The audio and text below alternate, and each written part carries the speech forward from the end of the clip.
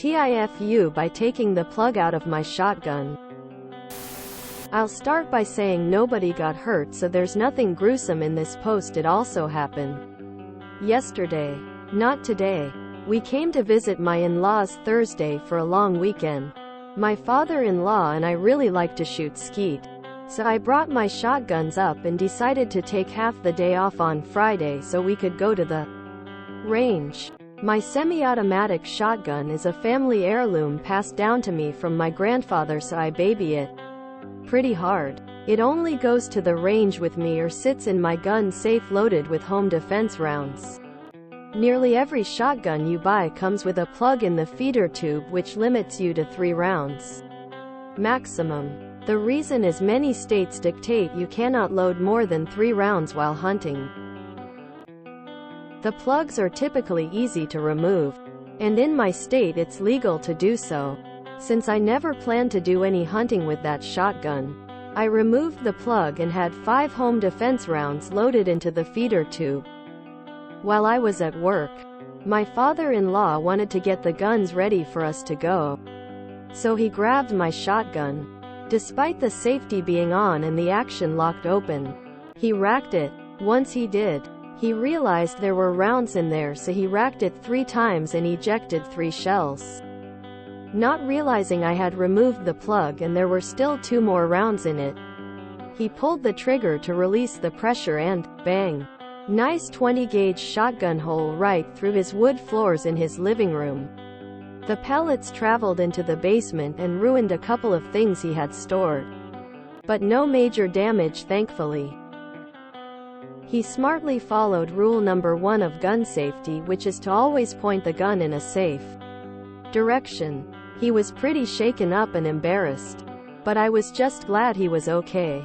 He was home alone at the time, so things could have turned out a lot worse. This is a reminder to always treat any gun you handle as if it's loaded until you can confirm with 100% certainty it's not, and never, ever point the gun at anything or anyone you don't want to shoot.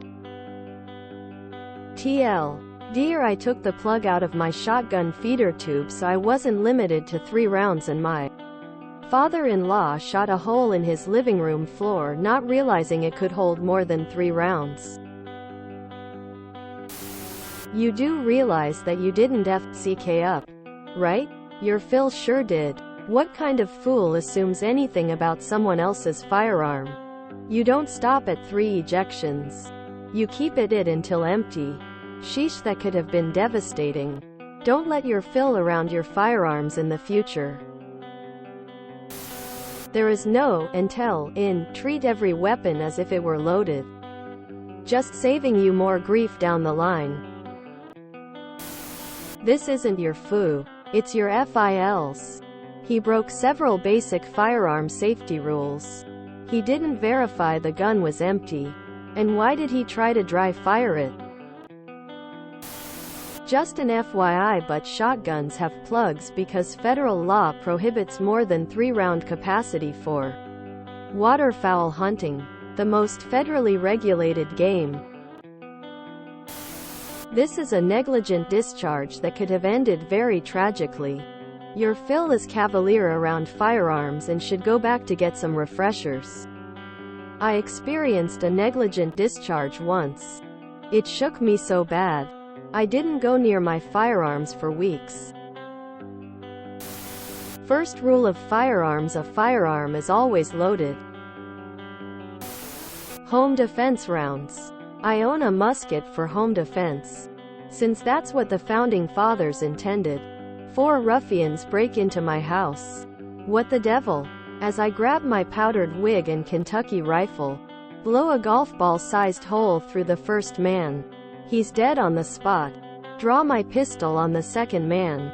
Miss him entirely because it's smoothbore and nails the neighbor's dog. I have to resort to the cannon mounted at the top of the stairs loaded with grape shot. Tally ho, lads, the grape shot shreds 2 men in the blast. The sound and extra shrapnel set off car alarms, fix bayonet and charge the last terrified rapscallion. He bleeds out waiting on the police to arrive, since triangular bayonet wounds are impossible to stitch up. just as the founding fathers intended. He smartly followed rule number 1 of gun safety, which is to always point the gun in a safe direction. No. The first rule of gun safety is to always assume the gun is loaded. Everything else is secondary. And Phil screwed that up. Rule 1 of gun safety is to treat all guns as if they are loaded. Hey, op. I mean this very seriously. I would advise going over gun safety with your Phil before you shoot with him again, or allow him to handle your firearms ideally. You do this before he gets the chance to handle his own firearms as well. You should go over the basics, of course, as many others have already stated. But you should also go over exactly how to 100% clear a shotgun. 1. Eject all rounds. Then attempt to eject once or twice more once all rounds are cleared. This will not hurt the firearm. You could work the action all day and cause no damage. 2. Lock open the action and check the chamber. A flashlight is a great tool to verify that the chamber is clear, especially if you have vision issues or are in low light conditions. 3. Verify that the tube magazine, or other magazine. Removable magazines on shotguns are fairly rare, but becoming increasingly common, is empty by looking for the follower, which is usually red, bright orange, or metallic. If it's not colored, you may consider coloring it to make this verification easier. The reason this is important is that while rare, occasionally firearms have feeding issues, and they may leave a round in the magazine but not in the chamber. 4. Now you can dry fire in a safe direction if desired. An extra level of safety would be the addition of a snap cap or dummy round that you can load for dry fire to be absolutely certain that there is no chance you are firing a live round. They're also great for training, checking for and eliminating flinching, and all sorts of other purposes. 5. Your firearm is now safe.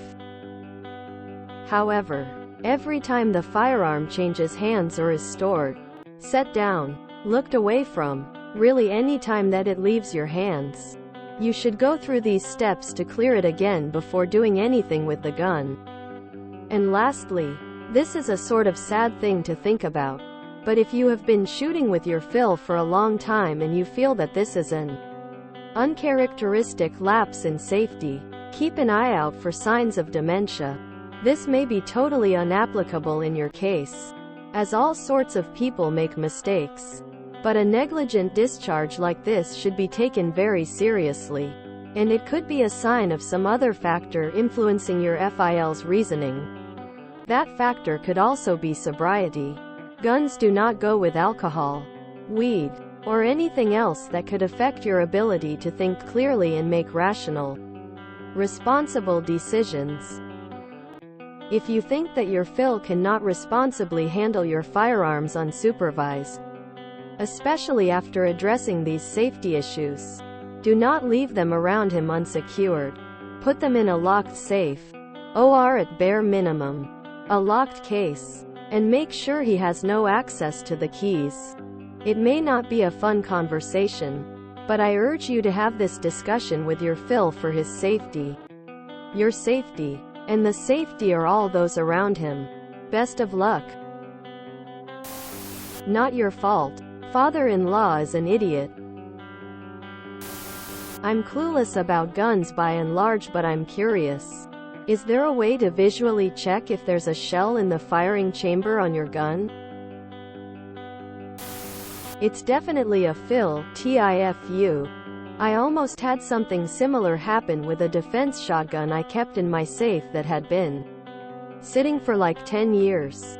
I'm just super thankful. I could tell just from the noise when I racked the shotgun there was a shell in there. I highly recommend doing something simple like putting some masking tape on the trigger with the word "loaded" on it if it's something that might be sitting for years without use for you, and if someone else down the road ever comes across it. He smartly followed rule number 1 of gun safety, which is to always point the gun in a safe direction. No, he didn't. Rule number 1 is don't point a firearm at something you don't intend to destroy. I'm going to go out on a limb and assume blowing a hole through your floor wasn't his plan. I don't know much about firearms, but I ended up with my grandfather's Winchester 97 shotgun from the 1930s. It still had the original Winchester branded wood plug, which I've been told is pretty rare. Question: why did you transport your shotgun loaded? In some states, that's not legal. I guess I blame both, as I wouldn't transport my shotgun loaded and your fill failed to properly verify the gun was unloaded. I realize some person will transport loaded, but I'm not one. Too many things could go wrong if I get in an accident during transport. If you enjoyed this video, please check out our playlists full of similar content. Epic Ericast is like doom scrolling for your ears. Please like, share, and subscribe.